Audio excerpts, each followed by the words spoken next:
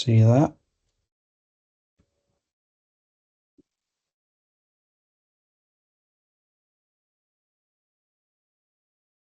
Right, let me just pull this up. Cool. All right. So this is obviously the last briefing session for the day. Hi again to everyone that's been in a few of the others. Hello to anyone else that's joined new. I am unmuted, right? Let me double check.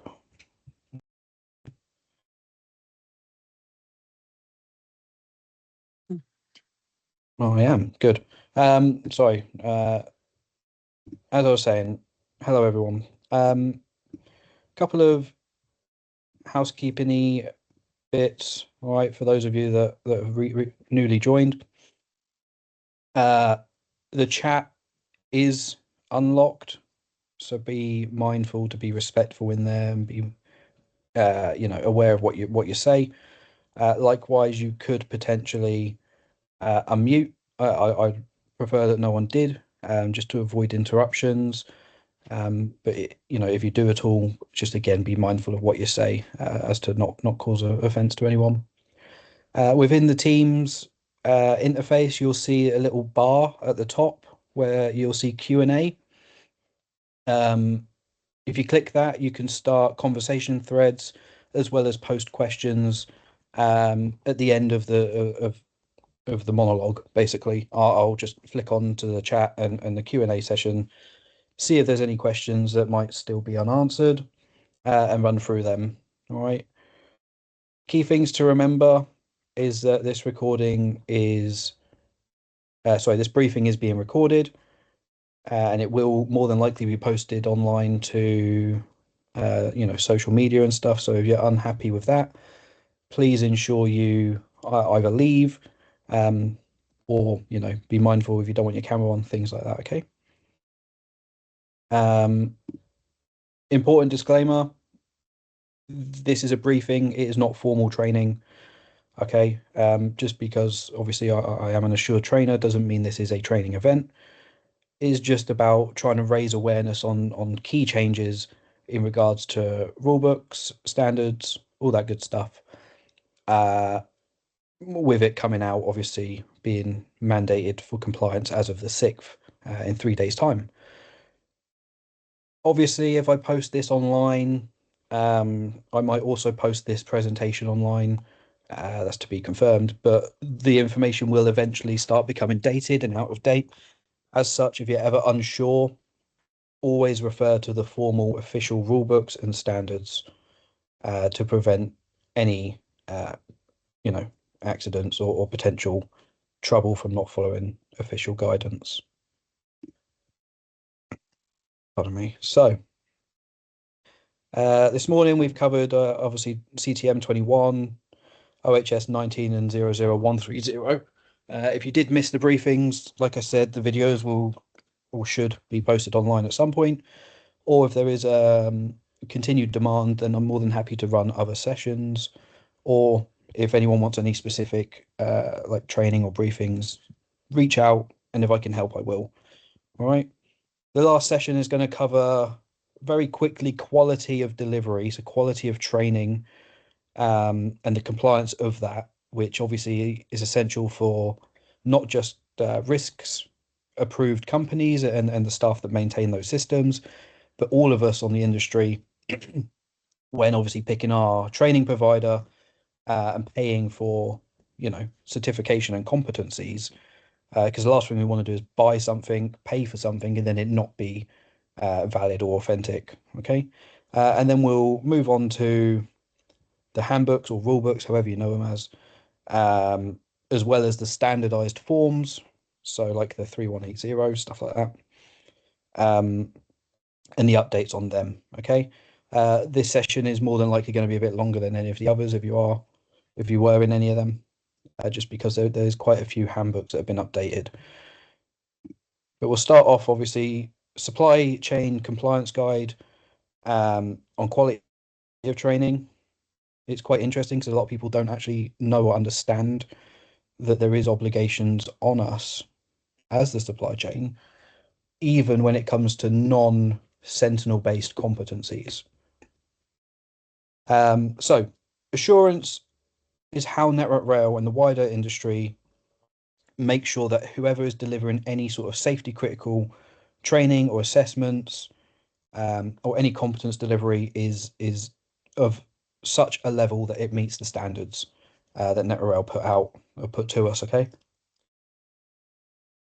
it protects you and the workforce, protects companies from their legal and obligations, helps obviously increase safety of the infrastructure as a whole, and integrity of obviously Sentinel competence records, but also extends to the non-Sentinel competence records.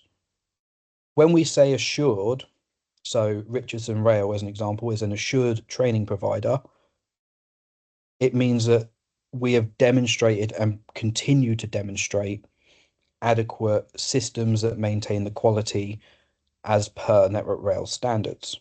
And that's been assured or guaranteed by an organization, either Network Rail or, in the terms of this, NSAR, who act on their behalf. The key standards that come to this are all CTM, so competence training management standards, but specifically 001, 201, 202, and 303. These all collate and confirm what quality of delivery for training and assessments must be done, how trainers must be approved. That extends to assessors as well, and obviously the rigorous safety and quality standards of the trainers. All right. NSAR, National Skills Academy Rail, as I mentioned, they act on behalf of Network Rail as their appointed assurance organization. So what NSAR does is they go around and make sure that training providers meet the requirements of 202, and obviously by extension, all of the others. However, in some areas, there are specific specialist areas where Network Rail still deliver that assurance themselves. As an example, the conductor rail engineering stuff that falls under CTM 015. So like DCCR 1 up to 7, or some of the OLE stuff, or the distribution and plant stuff, so the distribution level A's that rack out subs. That is still governed by Network Rail. So even the assurance organization still has to go to Network Rail for them, okay? But essentially, they will do, in some capacity, assurance checks on us as a provider, and then by extension, our staff, to ensure that we meet all of this. All right. And all of this is all taken from the relevant standards as to what we as a provider should be doing. And it aligns to the standards, but also something known as the RTAS rules, which is Railway Training Accreditation Scheme. And that is obviously there to help implement and control quality of delivery. Why it matters is because as railway suppliers or railway workers, it's important that we can demonstrate compliance to the standards ourselves. And the only way of doing that is by understanding them and then using companies that deliver training to these standards. It obviously helps keep you safe as individuals, helps meet our risks requirements because it is demonstrating adequate standard following. As well as that, it provides you a level of obviously legal and contractual protection because you've engaged adequate suppliers as a sponsor, or even as an individual if you pay for your own training. That means realistically the only way that we as railway providers should be checking for quality is either seeing Network Rail Assurance or an NSAR audited or assured certificate from these providers. Now, I imagine most of the people in the chat are COSs or workers, workers out on the ground thinking, how does this apply to me? Because although, or even if it's not on Sentinel, as it says here, it doesn't remove that need for the training when used on or on behalf of a railway company to meet the quality standards of the CTM standards. For example, it covers anything within Network Rail that has a lesson plan, a standard associated to it, or a relevant competence. So, first aid, for instance, we've got HSET32, which is Network Rail's first aid for electrical accidents. Because there is a lesson plan and a standard for it, any competence that is needed that matches that requirement has to match that requirement, which means you have to be delivered by someone who meets the requirements of the relevant CTM standards. Same with PTMP, so portable plant. Track trolley now as well is now on Sentinel, yes, but before that, it obviously wasn't for us as contractors only, but it didn't alleviate the need for it to be delivered by proper providers.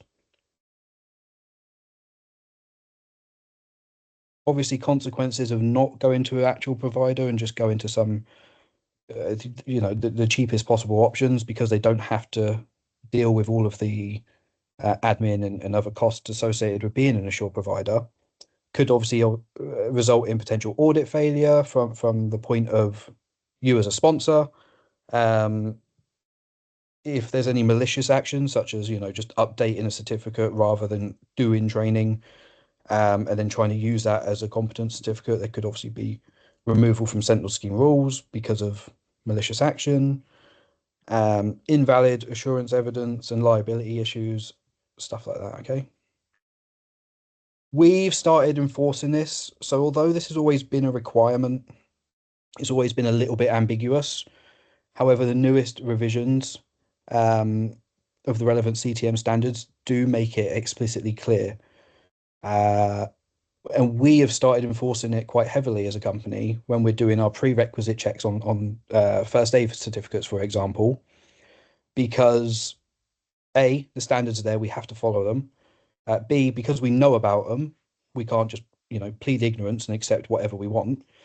But also it will help ensure standardization across the industry, improving safety and quality throughout the supply chain as a whole, which is key. The most important thing for us all is to get home safe. If you've got someone swinging around a disc saw who doesn't actually understand what they're doing, they could hurt themselves or someone else. Our understanding of the standards and the intent of the standards, I can't ever say I'm absolutely certain, all right? But I am about 90 to 95% certain that, my interpretation and our interpretation, once we've reviewed it as a whole, as a collective, with me and my senior staff, is correct, because I had asked Network Rail, the CWG for track safety, I'd asked them about some guidance on what certificates we can and can't accept as prerequisite evidence for first aid for electrical, for instance. And they said, well, this standard is being updated and coming out, and it will very clearly define those requirements. It then come out, I read it, this is how I understood it, which means clearly I'm understanding it right, because they said that this would combat the issue of just anyone using whoever they want for non-Sentinel based competencies. So by us enforcing it, we're hoping that obviously it raises awareness to everyone, including companies, and we're also hoping that other training companies will start enforcing similar sort of processes and policies to help stop anyone just doing anything they want in terms of going and getting non-Sentinel based training.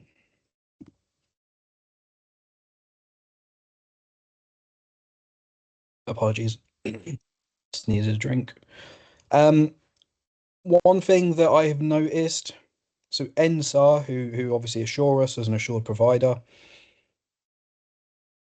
they also do a membership please be mindful that NSAR membership is not at all the same as NSAR assurance. Okay, membership is a bit like signing up to the PWI, the Permanent Way Institute, for instance.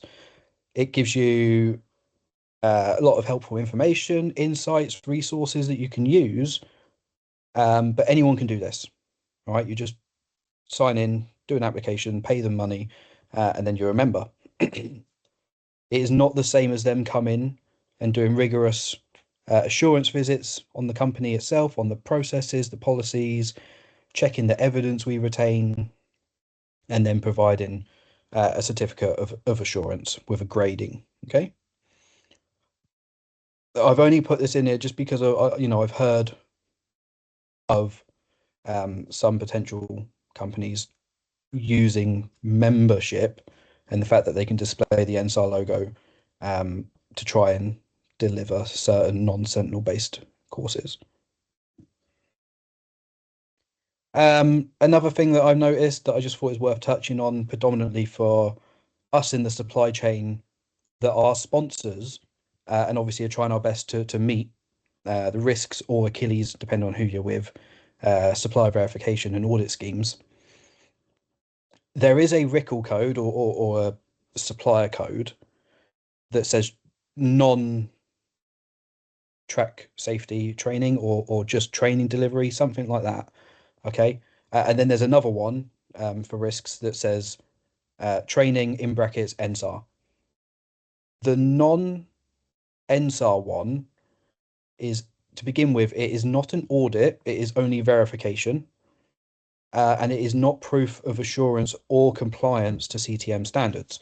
So someone having, I think it's construction training off the top of my head, on risks, they're not audited. They're not audited by an educational body, because risks is not an educational awarding body. And they're not actually assured by Network Rail or the assurance organization that Network Rail have appointed, NSAR.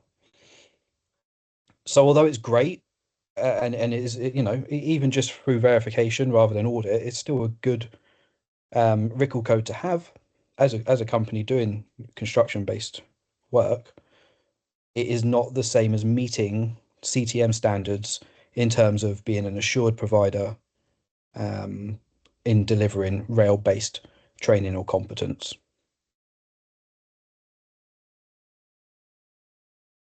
So just to summarize the key message: always verify your training provider holds NSAR or Network Rail assurance, whether it is a competence that will be listed on Sentinel or not.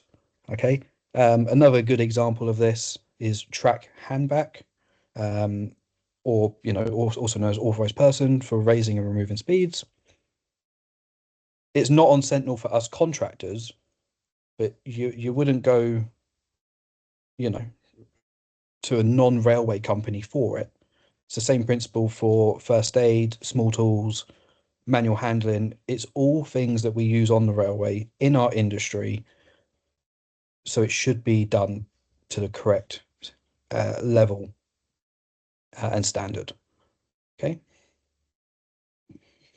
So that's just a quick touch on the quality of delivery. I'll just quickly check Teams, make sure there's no immediate questions on that from anyone before I then move on to discussing the handbook and rulebook changes. All right. You just have to excuse me because I'm super slow at using computers. Also, I said Q&A was on, but it's not showing. So I do apologize on that. So if you do have questions, just pop them in the meeting chat instead. And then I'll go through them at the end. I'll scroll through the chat quickly. And just to help, you should now see the Q&A session as well. I've actually turned it on this time. But good. There's no questions posted on that. So just give me a sec to have a drink, and then we'll crack on with the updates to the rulebooks.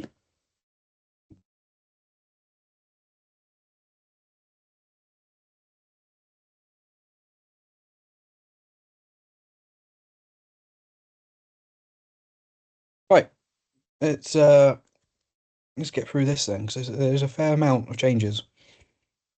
So first of all of this is compliant as of the 6th. Okay. So come the 6th, these are what is then going to be published in our handbooks or rule books, as well as any forms that I mentioned will be published. So these are the ones that need to be used and followed. Just as a foreknote, I've went through the updated handbooks, and I've taken out the ones that relate mainly to track safety. So there is other rulebook updates that become compliant come the 6th that I've not included in this. So obviously, if you're unaware of all of the updated rulebooks that are coming out, flick over to the RSSB website after and just make sure none of the other updated ones affect you in your role. But I just wanted to focus mainly on obviously the track safety workers and the key themes that I see within my role. One of the major themes for this update is obviously lookouts or unassisted lookouts, the restriction of them, to try and push obviously either for the complete removal of them or at least very stringently controlled uses of them. You'll see that in pretty much everything that we touch on about how it's been pushed or tailored towards removing those lookouts.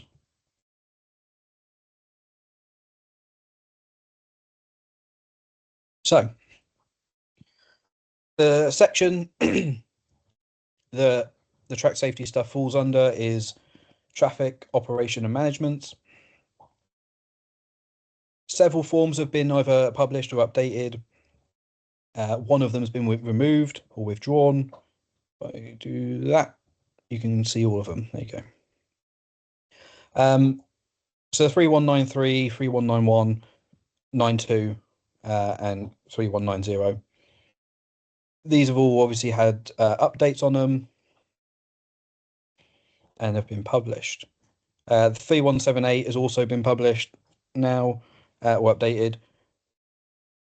As well as that, there's been some. This one kind of links into some of the other forms and rulebook changes that we'll mention later on. But I wanted to focus on the 3199 and the 3180 because those are the ones that majority of us or majority of the people that I see and speak to are obviously going to be affected by. If anyone did use the temporary block working form, it's withdrawn. Don't use it anymore. Okay. So what changes have happened or been done to the RT3199, the worksite certificate, or some might know it as the engineering worksite certificate? One major change that will come up in pretty much everything is the removal of the reference safe work leader. Obviously, the competence is no longer, it doesn't exist. Yeah, it's no longer used. So a lot of the forms that had it in have slowly being updated to have it removed. Not a major, doesn't really impact anything, but it is a change, so it's worth mentioning.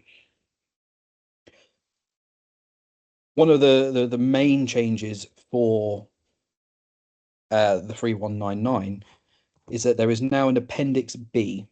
Okay, so RT3199 has always had, page 1, page 2. Page 2 is the Appendix A that allows COSs to sign in before they go and start work on or near the line. The Appendix B is strictly or solely for isolation teams in AC isolation areas. Okay, so OLE isolations.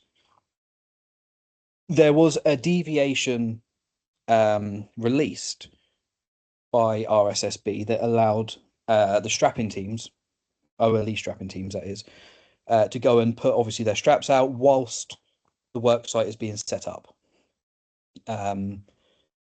What they've done is they've now obviously added the Appendix B, which means the deviation is no longer enforced because it can be complied with or complied by just by using our standard forms. What it allows you to do is sign in an IWA or a COS, although you'll never really have an IWA doing it, to go out and apply traction isolation duties. All right. It's worth noting that if they're signed in on Appendix B, they can't then just go and start working.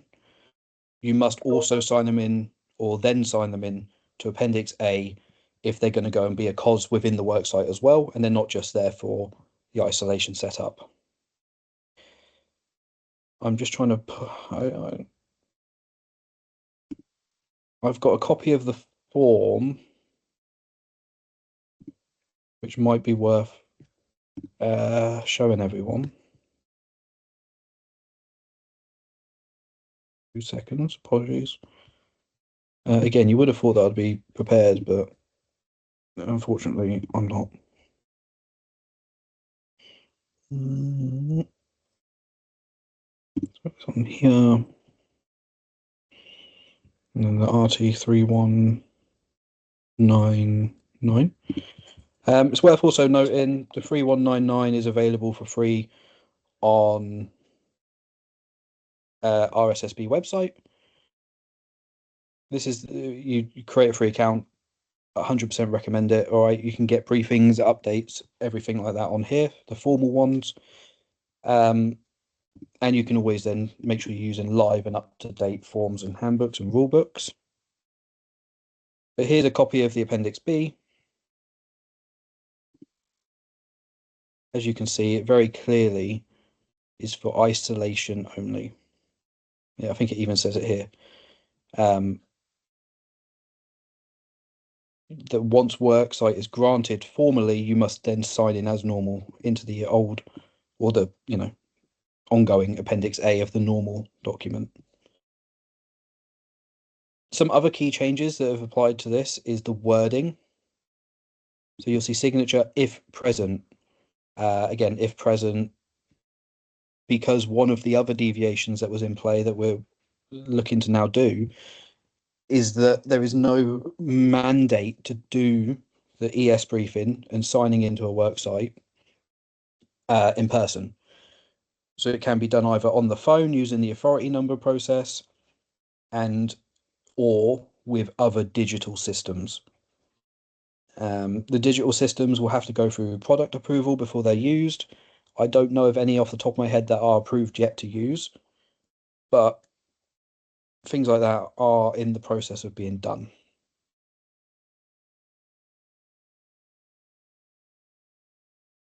Then we got the 3199.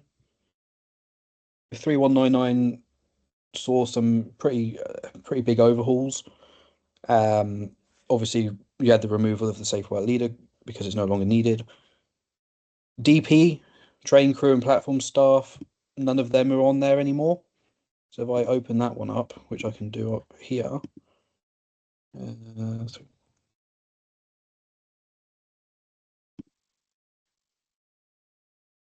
as you can see, the only people that can use this form now are IWAs, COSs, or PCs. Okay, because all of these are then now covered by a different form if they need to use them. The block in the line section, it's just added extra blocks or extra columns for, actually making sure that everything is maintained as applicable. All right. By having all of this stuff in here, you have to physically read it, physically say it, which means obviously we're improving or decreasing the chances of things being missed. All right. The additional protection has been moved to a free form or free fill, free text, however you know it as. All right. There's obviously a sort of middle of the year. RailHub released a briefing about all the different types of additional protection that we could now select when booking line blockages. As such, because there's so many types of them now, we can't just have a list here that we pick. It just wouldn't fit. So obviously this is now free flow to allow you to write in the specific additional protection that has been selected. With obviously such a push to digital systems, don't forget that when your planner books the line blockages, they select the planned additional type of protection. Typically, these forms will then come back pre-filled in, which means it's likely or possible that this will be filled in for you anyway. Or, at least it will show you what the planned idea was, even if you then have to fill it in yourself. Digital safe work packs as well. Now, I don't use the RailHub system for safe work packs myself a lot, but I imagine that that's either pre-filled in or you can select from a predefined drop-down list, something similar, I would guess. There's now a new column in section 5. So when there is additional signalers needed, you now have to explicitly, record that it's either not applicable or has been done appropriately. Same with protection verification. As well as that, there's now an explicit note that the controller signaler must read back the form and request to confirm all details are correct every time a line blockage is taken. And just like the form's always been, after the 6th line blockage has been taken and given up, you have to get a whole new form. You can't just, squeeze it in at the bottom down here. You have to get a new form. No new form, you can't retake the line block. So if you are a cos out there working on line blocks, just be mindful that if you start getting to the 4th or 5th one and you're not going to be able to give up the line correctly or safely, and you don't have other forms on you, plan ahead. Yeah, plan for things like that. Section 6, there's just a minor, they just changed the word. That's all. Affected level crossing. If you don't affect it, even if it's within your block, doesn't matter. All right, we only need to really record affected level crossings, and then obviously the method that we've got of controlling that. Otherwise, it's just a few minor words like sponsor rather than employer to help, align with current industry terminology. And then that's about it on this one, really. The main thing is obviously that additional protection being free flow because of how many there are. I did pull up the briefing from, and again, this is from RailHub. I don't own this or anything like that, just, but this was released, and it's really useful because it has this here list of the new additional protections that could be selected at the planning stage, all right? So 1 to 8, that's all standard. Everyone should know about that stuff by now. 9 to 16, those are all new types of additional protection that we could potentially be using when taking line blockages. The one that I like is the signal post replacement switch. The fact that we can now use that as additional protection is great. It's a mechanical electrical interlock that prevents the signal changing. So why would we not be able to use that as additional? It's doing the same thing as a T-cod. Just you turn a key rather than having to go in the forefoot. So it's great. Some of the other ones are interesting as well, like the tokenless block acceptance switches. Those of you that do planning and end up reading the new revision of 019, you'll see that this is allowed depending on if there's two or more signalers needed, and that's what gives you that additional protection, the fact that there's multiple people involved. How do I get back to my briefing? There we go. But yeah, so those are the forms that you're going to see. that's the updates to them. Those of you that use the digital safe work pack systems, I imagine they more than likely were updated back when that form was the 3180 was published. So just, there's only so much you can do on the digital forms rather than pen and paper where you can make edits and changes. So now we're going to talk about the actual handbooks. And again, just to reiterate, this isn't all of the changes. This is only the ones that I thought were most relevant, the most relevant handbooks to the track safety workers. You got Handbook 1, which is obviously general duties. It covers everyone from PTS all the way up to, I don't know, owner of the railway. They changed the definition of line side. They haven't changed the measurements, they haven't changed any of that. It's purely just the wording. It used to reference a boundary fence. Now it is just the boundary, okay? Because there's not always a fence. So it's just making it clear that line side, you don't need a fence there for it to be considered line side. There is a new emergency call process. So I say that it's in addition, okay? The normal emergency call process is still applicable. This is emergency call. Am I speaking to a signaller? So on and so forth. The same premise is used. However, if it's involving a dangerous goods, then it must start explicitly with this is a rail dangerous goods emergency.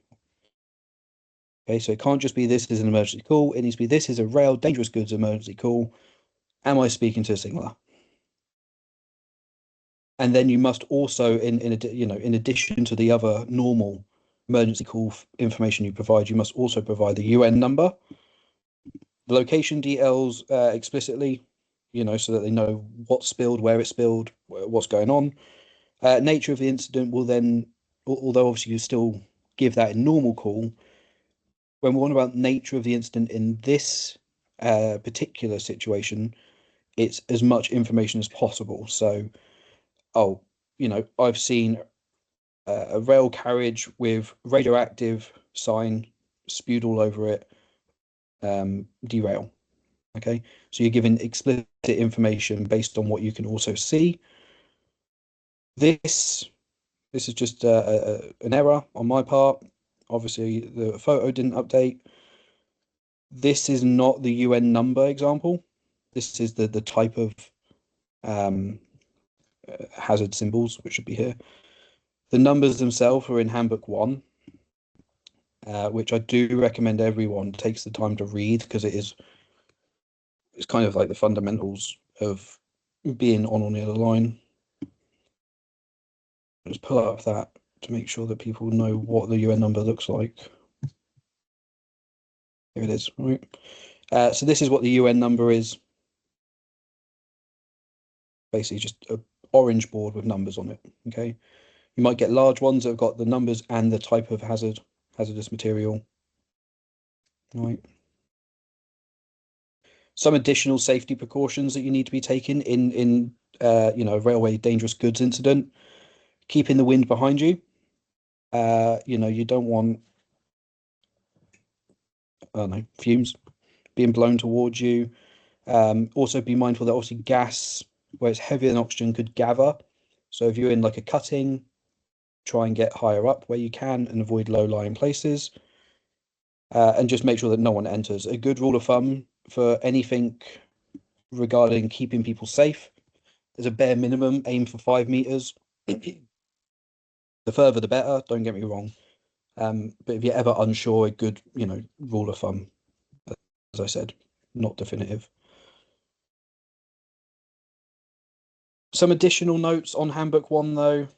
They've just obviously, although it's not strictly relevant to this specific revision, there is a lot more explicit instructions on the walking to and from site, how to do it, things like that, okay? If you haven't done so, read it. The walking to and from site rules are very important now. I'm still seeing people not understanding that we can't use site wardens when walking to site. So bear that in mind, all right? Also, it mentions LAWs within that handbook. Disregard, LAOs does not exist. We cannot use any lookout operated warning systems nowadays. It has to be train activated permanent systems or train activated portable systems. There's no allowance for a human standing there with a button and pressing it when they see a train or anything like that, okay? And down here, as you can see, the impact, it affects pretty much everyone that's going to go work on the line. Especially with the, new or additional steps needed for those emergency telephone calls. Pardon me. So Handbook 3, which covers the duties of a lookout and site warden. In the handbook, it is worth just touching on it. There is what I've noticed is a minor error. It refers to the competence. So it basically says, paraphrasing, that anyone that wants to work as a site warden or a lookout must hold the lookout competence. That's not the case. It's been the way it is for a while, but lookout and site warden are separate competencies. All right, so you must have the applicable one for what you're doing. And then obviously with the amount of changes to lookout warning systems, there's been quite a few changes to the relevant handbook to mirror the changes in handbook, 7, 8, such as when a group is working, unassisted lookout can only be used when the line speed is 25 miles per hour. So if someone tries to appoint you as a lookout on a 50-mile-an-hour line, you should be refusing.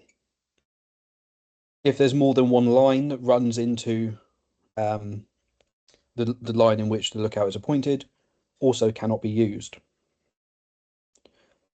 This speed cannot be from TSRs or ESRs as well, right? It must be either line speed or via engineer and supervisor agreement, something like that. But it can't be dependent on a TSR or ESR in case it gets, removed. There is now no allowance at all for darkness, poor visibility in tunnels, near tunnels, any of that, okay?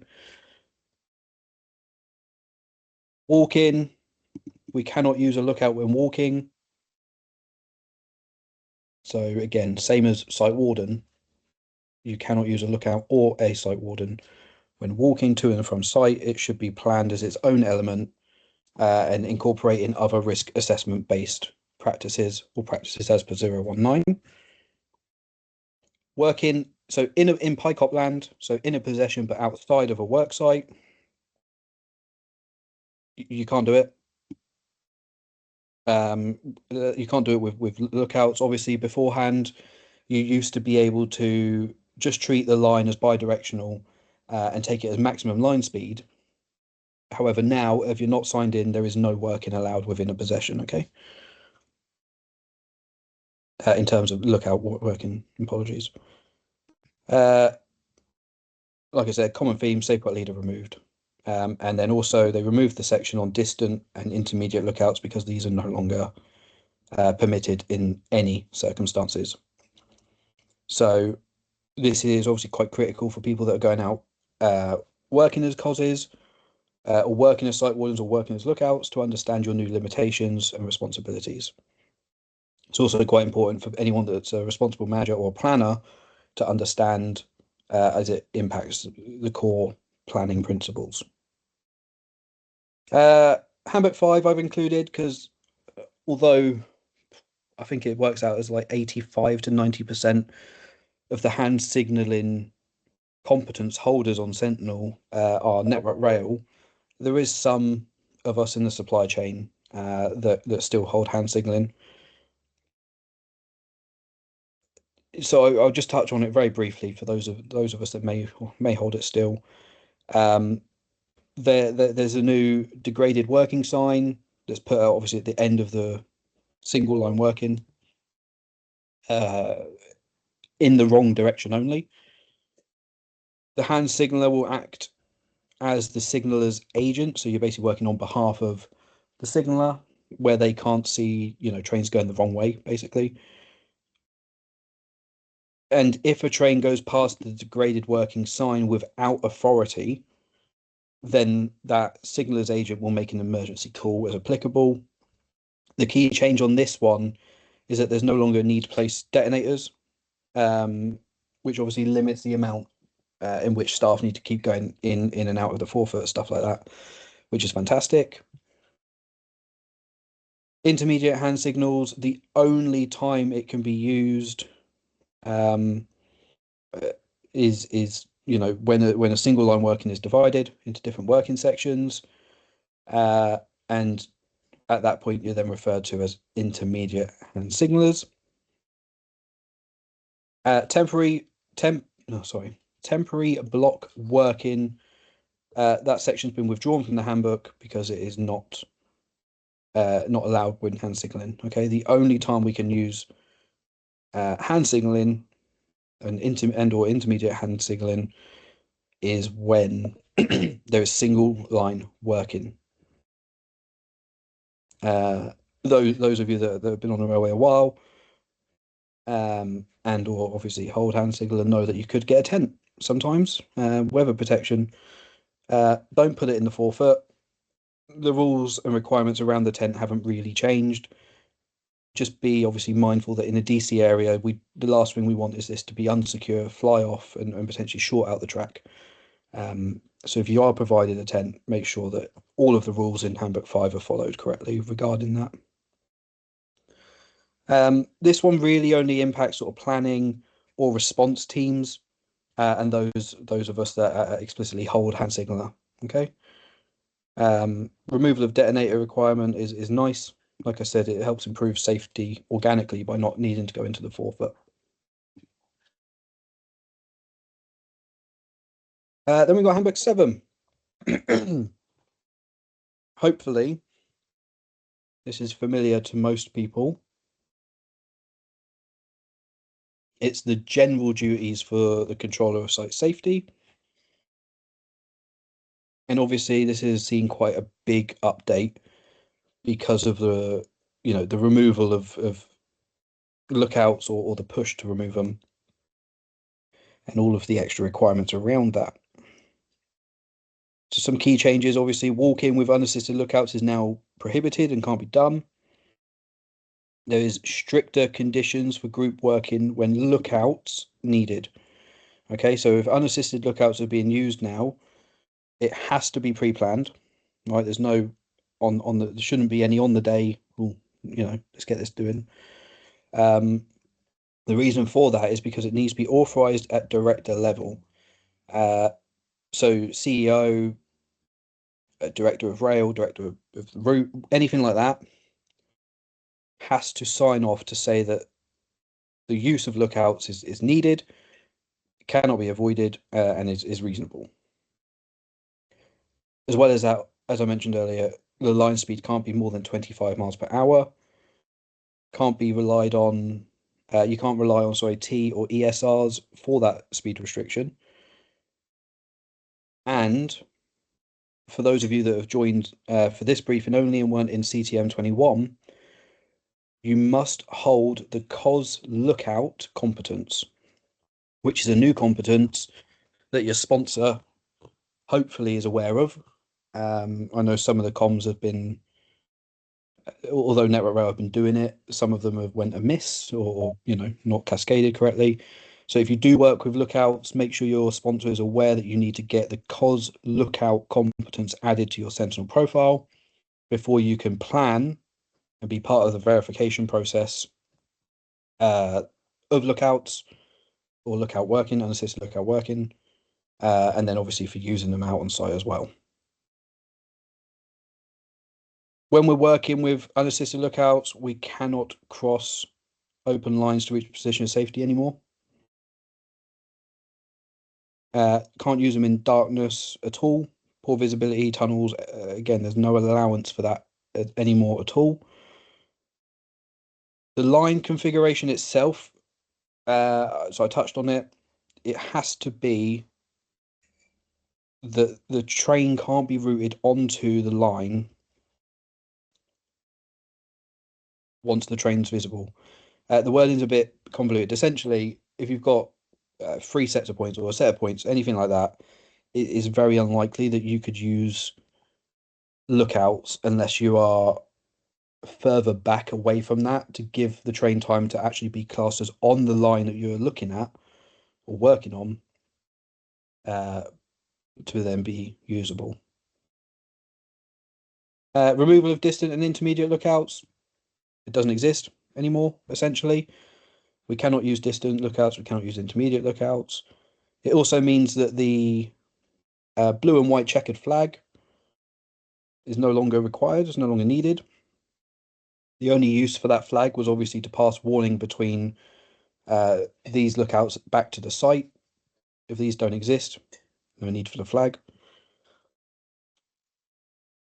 Mention, obviously, the hierarchy has been reduced. So currently it's 7. As of the 6th of December, it will then be 6. That's because the human activated systems, which currently is second to bottom on the hierarchy, is gone. It's removed because human activated systems are not allowed. And the unassisted lookout warnings are strictly limited to touch. So touch warning, if it's loud, okay. Horn or whistle. There is no equipment-based warnings from that unassisted lookout allowed. All right. It doesn't remove the fact that you can use the permanent or portable warning methods. So, you know, train activated permanent systems or train activated portable systems. But humans cannot be stood there activating equipment. Using a horn, using a whistle does not count as activating equipment. For anyone that wants to attempt to be clever on that one.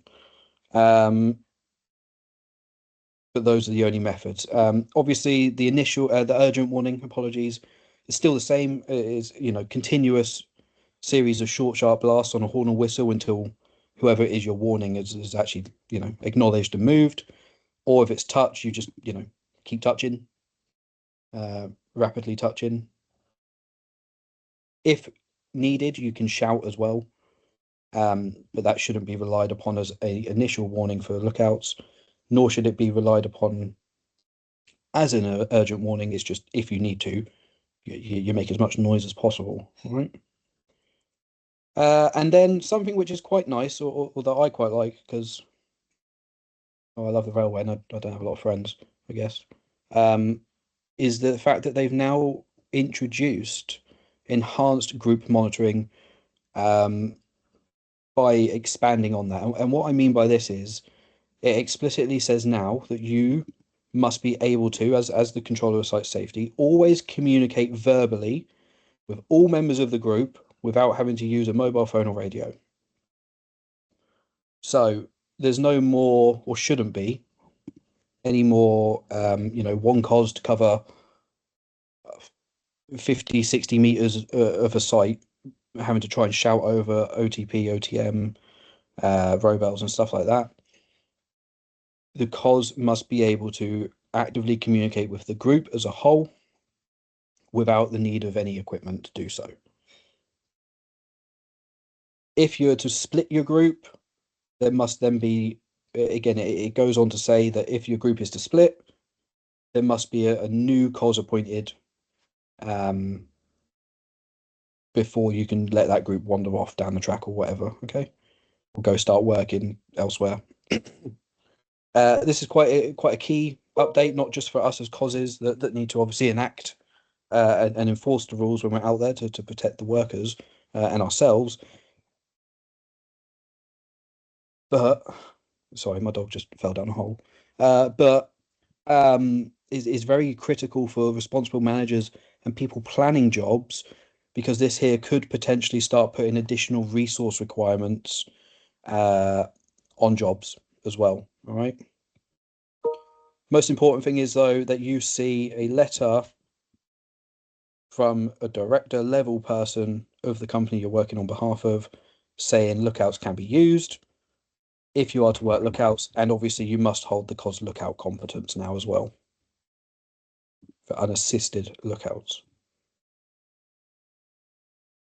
Pardon me. Handbook 9 follows suit with, any mention of safe work leaders and stuff like that being removed.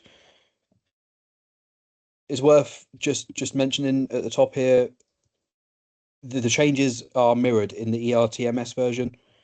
So it's exactly the same as the normal version, just instead of signaling systems in terms of signals, it uses the block markers and in-cab signaling, right? But the changes are the same. Again, pushing the withdrawal of unassisted lookouts, being prohibited or stringently controlled. Section 3.7 of this handbook has been updated, that when within a work site, you can no longer use unassisted lookouts. So regardless of the speed, regardless of your nature of work, anything like that, to help reduce the amount of lookouts used, if you are in a work site, cannot use lookouts. 4.3 was also withdrawn, which is about working without PICOP's authority within the possession. It's been withdrawn, no longer allowed. The only time it is allowed now is when it's explicitly been pre-planned and when you've signed in with the PICOP. Right, that's the only time you could work in what's known as PICOP land. It's important that the all the other rules and stuff that we've touched on are still adhered to. So if it's nighttime, doesn't matter if you're in PICOP land and signed in with them, still can't use lookouts at night now. Okay, so daytime, pre-planned, signed in with a PICOP, then yes, you could work with unassisted lookouts as long as all the other competence requirements were in place. The 3199, obviously briefly touched on that earlier. It's removed the physical signature wording, been updated to allow for obviously digital or telephone communication processes to be followed. It now aligns to this document is basically a deviation document that says we want to do XYZ, this is why we want to do it, this is how we're going to do it safely. It's no longer needed, you no longer need to follow it because the rule books and forms have been updated, meaning that essentially it's a bridge. It's a way of bridging the gap between updates. And now that this has all been updated correctly, the deviation technically wouldn't apply, even though it has got a date to it that's continuing past this point. If anyone that is an ES is unsure on the normal, which always has been the case, normal authority to work procedure, where you can brief and then give an authority number to the COS or COSs before they start. Again, reach out if I can help at all. I will. I'm more than happy to spend some time helping people if they're struggling. It's worth just noting that the digital recording is not the same as phone. So phone calls have always been around, and the authority number process for that's always been around. This is now getting at trying to push digital with controlled systems. If there is a specific app, they might try and push it into RailHub like everything else has been. Regardless, whatever app or document or process you use must have followed obviously the product acceptance approval process or standard, which will then make it as listed in the product approval catalog.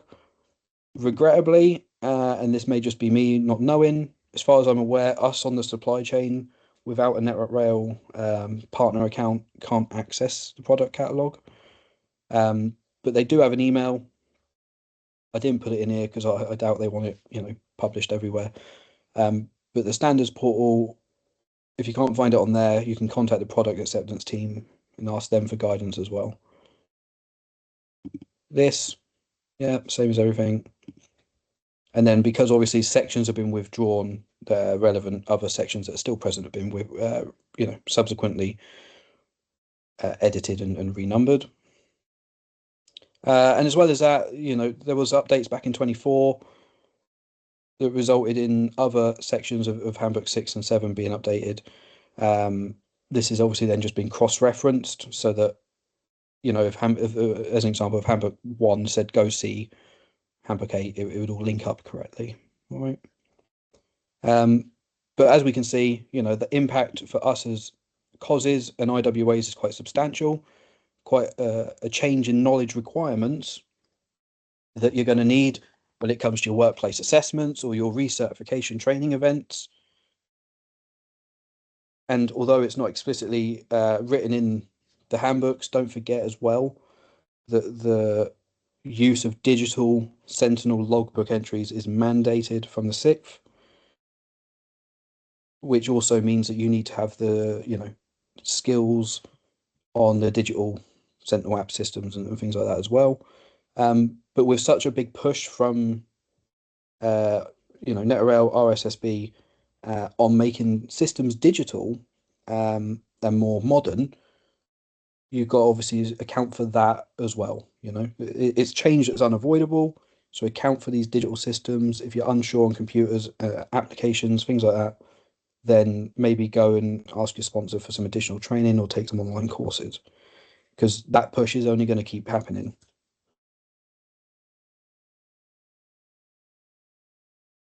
ES duties, again, this one does also extend to the COS role. 2 seconds, sorry, I just need a drink.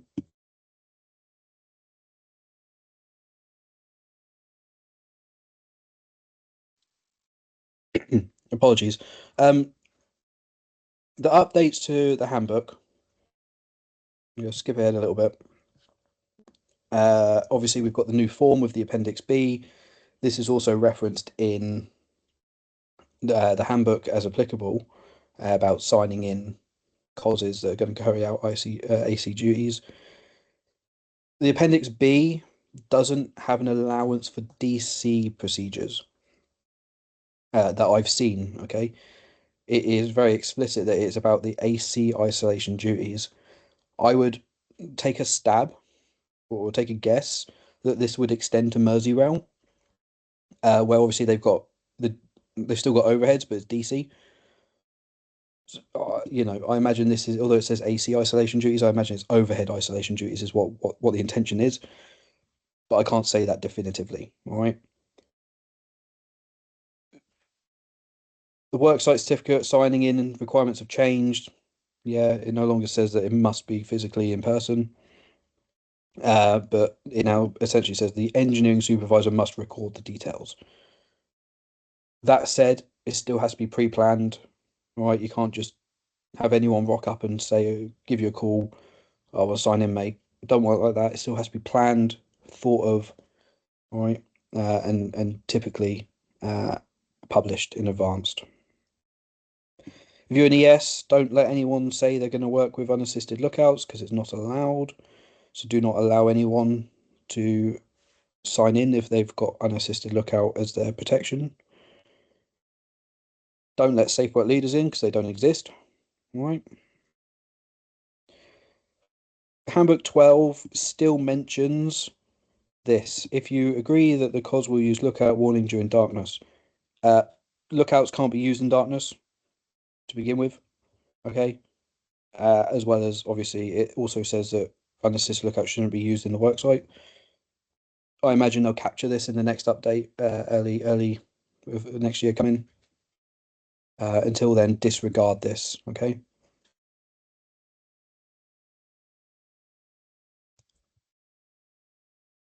So I skipped ahead because coming back to this one is a little bit convoluted. It relates to the ES role. It also kind of relates to COSIN and PICOPS, all right? So it's a deviation that's been published on T3 possessions with engineering controls. T3 possessions, anyone that doesn't know, it's called T3 because that's the handbook that governs the possession, okay? It used to be different back, a fair few years ago. Where T3 has been updated, and obviously this handbook, handbook 12, it aligns closer to this deviation, but it doesn't fully conform to it. And because this deviation has got a date up until, off the top of my head, I think it's December 26. No, it says it, yeah, 31st December 26. It means that this can still be done even though it's not in the handbook. Okay. And what this allows for, in essence, is PyCop only possessions. So the PyCop and signaler will take the possession as normal, but then instead of setting up like 5, 6 different work sites through engineering supervisors, the PyCop sets up work areas themselves. All right. But this can only be done in what's known as T3A or T3D. And it's when there is explicit protection provided by remote systems like remote activated T-cods, remote disconnectors, things like that. It would then also allows the appointment of ESs without worksite. So essentially assigning work sites without direct supervision. Until obviously December 26 or further updates to the relevant handbooks and or new deviations are applied, either of these could be used. Yeah, so following the standard T3 possession arrangements that everyone's aware of, PyCop will take possession, then they'll tell the work sites to go set up, and then the COS assigns the work sites. That's the typical standard thing, but also where they're trialing and using the T3A, T3Ds, that could also be done. So those of us that are assessors, if we go out there and we see no marker boards, just T-cods and PyCops and COSs signing in, that's fine. It's allowed. Okay.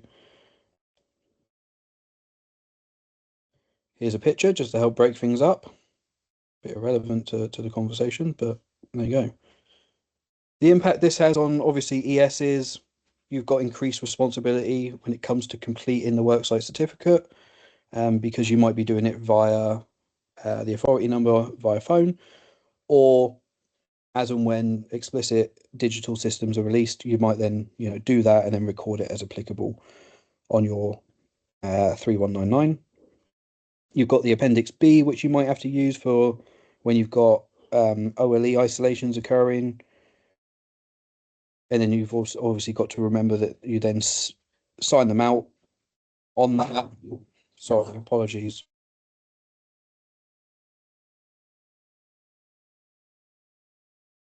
Apologies, someone knocked on the door and my dog's an idiot. But yeah, there you go.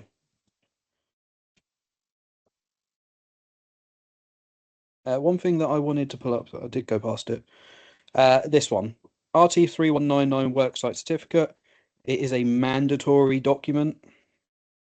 Okay, you use it per line that you are taking as the engineering supervisor. Your geographical location does not matter. If you are down in the southern area where we've obviously got our conductor rail, it does not, just because you're using the DA form and issuing out permits, it does not remove the need to use the 3199 as well. Right? Not only might there be a separate level A, you might just only hold ES, you might not hold level A. So not only could this be a separate person doing this element of the worksite, but where are you gonna sign in IWAs? Right, that's the easiest way I like to explain it. Those of you that hold ES and level A will know that we can only give a conductor rail permit to someone who holds COS CRP. An IWA doesn't hold CRP, so they can't take a permit, which means we can't put them on the DA, so we would have nowhere to record them. And that's one of the easiest explanation as to why 3199 and the DA are both mandatory, even in the South. Anyone that's a signaling tech or works on signaling equipment, very minor update. It's just some wording changes. Okay, just to make it very clear that you as a signaling tech are in the terms, in the instance of a points issue, you are there just as an interim measure. All right. And then I'm pretty sure this is the last handbook that I touch on. T3, again, the handbook around possessions or general signaling regulations is what it actually is, but it then in that covers our possession arrangements because it's to do with the signaling. I just wanted to put this in here to obviously highlight that the deviation on T3, taking T3s with engineering controls, is applicable here. Just reiterating that. And then there's just some general changes, which realistically is not going to impact that many of the people who I imagine are in here. It's just about allowing second trains through intermediate block signals, things like that. Passing signals or block markers within the possession, although it's always been the case in handbooks, well, I say always, it's been in the case in handbooks, 11 and 12 for quite a while regarding the ES or the PICOP needing to give train drivers explicit authority to pass signals or block markers within possessions or work sites. At danger, it was never captured in the T3 book, so a lot of drivers weren't fully aware of it. So it's just about increasing that compliance. But there you go, everybody. That's that. I would appreciate it